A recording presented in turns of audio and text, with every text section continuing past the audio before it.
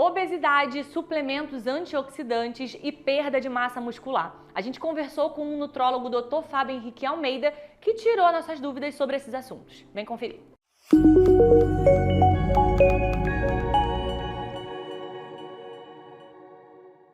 Doutor Fábio, primeiro, obrigada por você estar aqui. É um prazer falar com você, falar de assuntos importantes. Vamos falar sobre obesidade, falar sobre perda de massa muscular, muitas coisinhas que você pode tirar a dúvida pra gente. Obrigada, viu? Obrigado você pelo convite. Estou muito feliz de estar aqui com vocês também para poder falar sobre esses assuntos que são muito relevantes e a gente esquece de falar de vez em quando. E tem muitas dúvidas também, né? Então vamos pra gente tirar a dúvida do pessoal que vai assistir a gente. Pra começar, o Dr. Fábio é nutrólogo, né? Eu queria saber um pouquinho da diferença sobre nutrólogo, nutricionista e endocrinologista, porque os três tratam ali de alimento, né, da saúde do corpo baseado nos alimentos. Como que funciona essa diferença?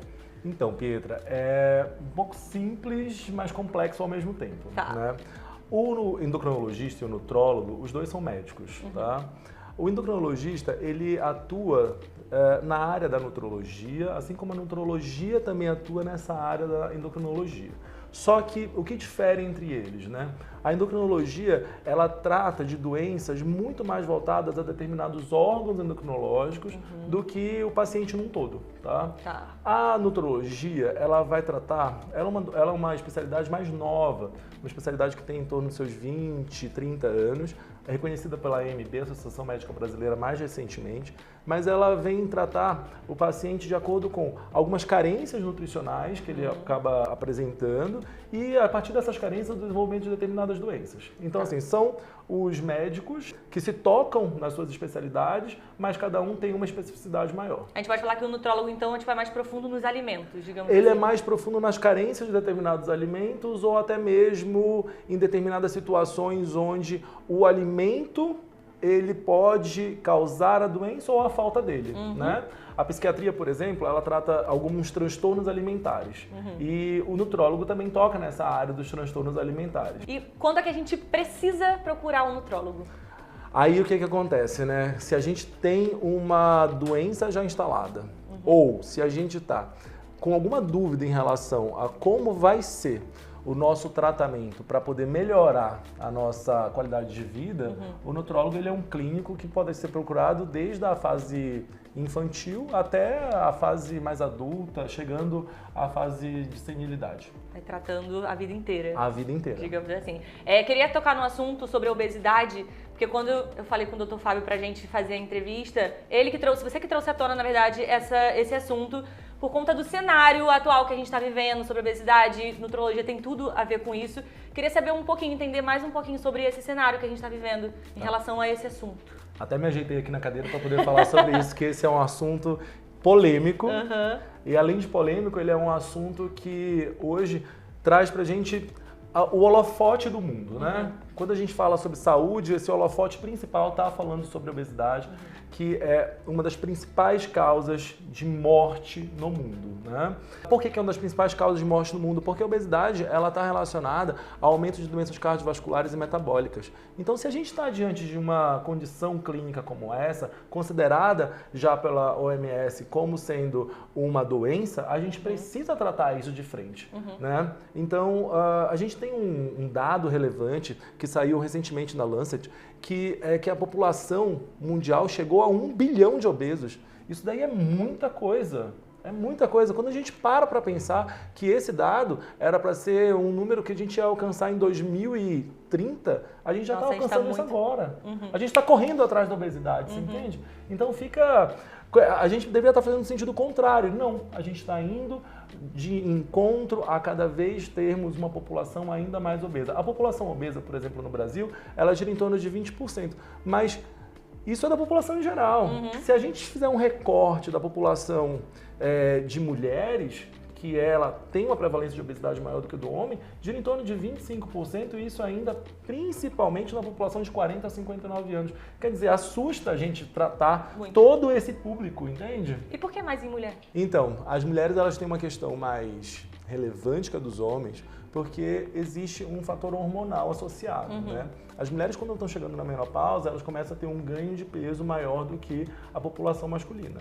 Além disso, existe uma questão cultural, uma questão socioeconômica também, e até mesmo uma divisão em relação à população das grandes cidades, que faz com que as mulheres elas tenham esse índice maior do que o dos homens. Então a gente não pode só centralizar a obesidade tipo, em alimentos. São diversos fatores que podem causar a obesidade na pessoa. Diversos fatores, não só alimentos, com certeza não é só alimentar.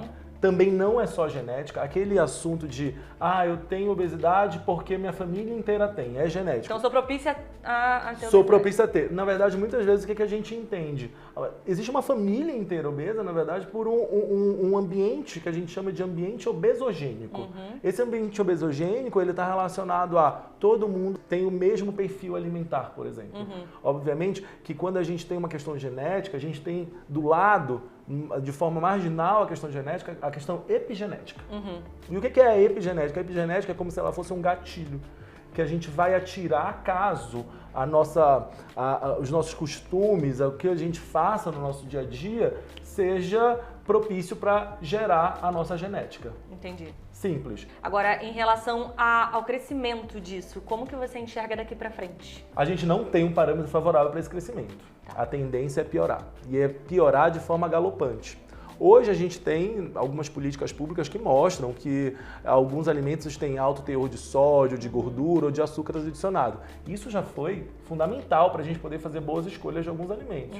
Mas ainda assim, a população ela não está tão familiarizada com a boa escolha das suas alimentações. Muito vem agora a população fazer escolhas de suplementos alimentares, por exemplo. Come-se muito mal por comer muito industrializado, super industrializados, e esses super industrializados com baixo teor de vitaminas e minerais que são importantes para a nossa saúde, faz com que a população tente compensar isso com o uso de vitaminas e antioxidantes, por exemplo. Que é o que a gente vai falar, com toda certeza, daqui a pouquinho, mas eu queria até saber um pouquinho antes como a gente pode prevenir a obesidade.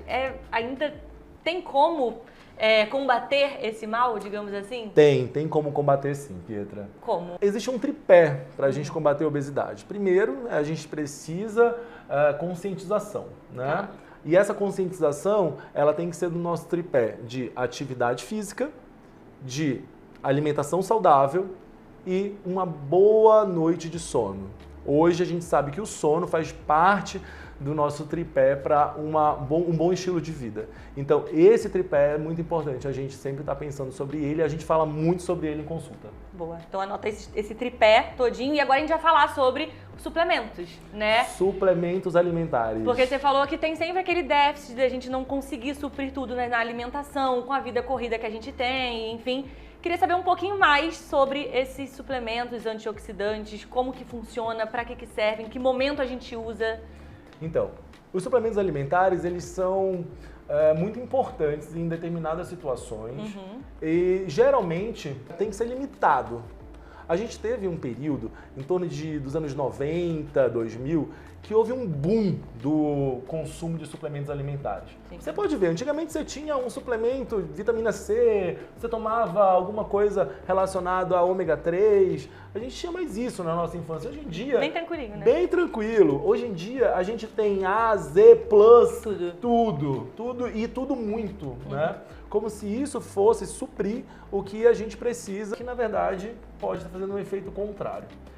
Estudos recentes, Pietra, mostraram que a gente, fazendo suplementação de vitamina E, a gente tem, ao invés de ter um fator protetor para a doença cardíaca, na verdade a gente tem um aumento da mortalidade por todas as causas. Caramba. Vitamina C em excesso, por exemplo, causam doenças como calculose renal, entre outras, e a gente vê pessoas, no consultório mesmo, a gente vê vários pacientes que começam a fazer suplementações de vitamina C, às vezes da própria cabeça, ou porque ouviram algum blogueiro falar, de 4 gramas por dia, enquanto que a dosagem ideal, média, seria em torno de 200 miligramas dia. Olha, e tudo isso a gente pode conseguir na alimentação. A vitamina E, que ela é muito boa para prevenir doenças cardíacas, na verdade ela é muito boa se a gente está falando de alimentar. A melhor alimentação, e isso vai na primeira pergunta que você falou lá no começo sobre a nutricionista, eu trabalho junto com a nutricionista no consultório, a gente fala sempre que a melhor alimentação é a alimentação de feira. Então a alimentação de feira é aquela que ela é variada, colorida, diversa e contém todos os grupos alimentares. Ali você vai encontrar praticamente tudo o que você precisa de vitaminas para você suprir as suas necessidades. Então só com a alimentação dá para suprir as necessidades? Só com a alimentação você conseguiria suprir essas necessidades. Óbvio que algumas situações patológicas fazem com que você necessite dessa suplementação. Tá. E tudo bem. E geralmente isso precisa ser por um período de tempo específico e não ad eterno. E tá? também sendo consultado, né, passando por um médico, para o médico te falar a dosagem certinha de como que vai funcionar. O que você está querendo dizer então é que suplemento é ok, mas não exagerado. Não exagerado. A gente tem um exemplo, por exemplo, a vitamina E, a gente pode falar muito sobre ela, mas existe a vitamina E, ela precisa do alfa-tocoferol. Bom, isso é uma substância da vitamina E que é um antioxidante. Ela tem 2 radicais livres que ela pode suportar. Se ela pegar só um radical livre, por exemplo, devido a gente estar tomando um excesso de antioxidante, ela pode virar um pró-oxidante muito mais potente do que os próprios radicais livres presentes na circulação. Entende qual é o perigo disso? Agora, falando um pouquinho sobre perda de massa muscular. Porque a gente falou sobre obesidade, depois suplemento, tem toda a questão do emagrecimento também. E eu tava lendo que essa perda geralmente é dada quando você já tá mais velho, idoso. Só que eu vejo que na juventude de hoje em dia tem muita gente que já não tem mais essa massa boa, sabe? Inclusive, eu sou prova viva disso. E eu queria saber um pouquinho disso, assim, porque hoje em dia a gente encontra tantas pessoas com essa perda de massa muscular. Uma boa pergunta, Pietra. A gente tem uma perda de massa muscular hoje, principalmente por diminuição da atividade física. A atividade física que antes a gente fazia na rua, no colégio, até mesmo uma atividade extra que eu praticava natação, além de fazer atividade do colégio, além de brincar na rua quando eu era mais novo. Então hoje a gente não vê a criançada, os jovens, os adolescentes fazendo muito isso. É uma sociedade mais sedentária. Assim, é uma sociedade mais sedentária. E isso traz com que o desenvolvimento muscular também seja diminuído. E nesse momento é o maior momento de desenvolvimento muscular. Então, a gente passa por esse momento da sociedade, está mais sedentária, associa isso a interpretações erradas sobre alimentos e a alimentação da população adolescente, jovem, que vai para a fase adulta com uma massa muscular menor. E isso daí é um perigo enorme pra gente, porque massa muscular significa autonomia. Eu tenho autonomia para na minha fase adulta ou para quando eu for um idoso, eu conseguir levantar da cama, eu conseguir fazer as minhas próprias atividades sozinho. A gente não percebe isso, né? A gente não percebe isso, mas em consultório a gente observa muito determinados pacientes que têm um IMC normal, ele possui 25, 24 de IMC, que é o considerado dentro da faixa de normalidade, mas quando a gente vai olhar o percentual de gordura corporal dele, é um percentual alto. Por quê? Não é porque ele tem muita gordura, é porque ele tem muito pouca massa muscular. Isso daí é um botão de alerta ainda maior do que a obesidade, porque é o que a gente chama de obesidade sarcopênica. Uma pessoa que ela, além de ter uma quantidade de gordura maior do que ela deveria, ela ainda tem uma massa muscular muito menor. É o desenho, o rascunho daquilo que vai trazer uma possibilidade de você não ser uma pessoa autônoma no seu futuro. E tem como reverter isso? Tem como reverter. Por exemplo, eu sou jovem, eu posso reverter ainda? Sim, você jovem pode reverter, mas o idoso também pode reverter, Ótimo. gente.